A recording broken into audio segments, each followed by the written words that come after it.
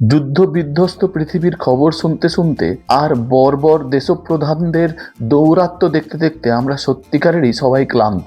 এর মধ্যে কিছু মন ভালো করা ছবি আপনাদের সাথে শেয়ার করব, যাতে আপনাদের মনের ক্লান্তি কিছুটা হলেও কেটে যাবে। সোমবার আর্টেমিস মিশনে চাঁদের ফার সাইডের প্রদক্ষিণ করার সময় 4জন অ্যাস্ট্রোনট চাঁদের অসাধারণ কিছু ছবি তোলে।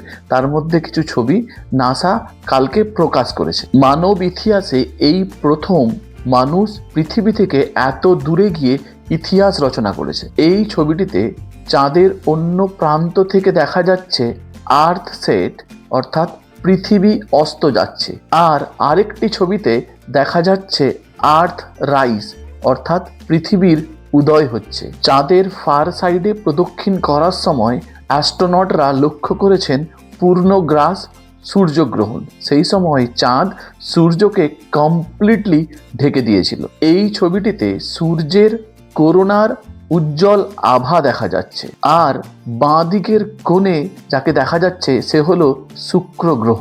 এছাড়া চাঁদের ফার সাইডের সারফেসের কিছু অসাধারণ ছবি অ্যাস্ট্রোনটরা তুলেছে। অ্যাস্ট্রোনটরা চাঁদের ফার সাইড প্রদক্ষিণ করে অলরেডি পৃথিবীর দিকে আসার জন্য রওনা দিয়ে দিয়েছে। যখন পৃথিবীর সব থেকে শক্তিশালী দেশের প্রধান অন্য একটা দেশকে কমপ্লিটলি ধ্বংস করে দেওয়ার হুমকি দিচ্ছে, তখন সেই শক্তিশালী দেশেরই কিছু বিজ্ঞান মনস্ক মানুষ মানব সভ্যতার ইতিহাস রচনা করে ফিরছে। কি বিচিত্র এই পৃথিবী, তাই না? আর কি বিচিত্র এই মানব জাতি।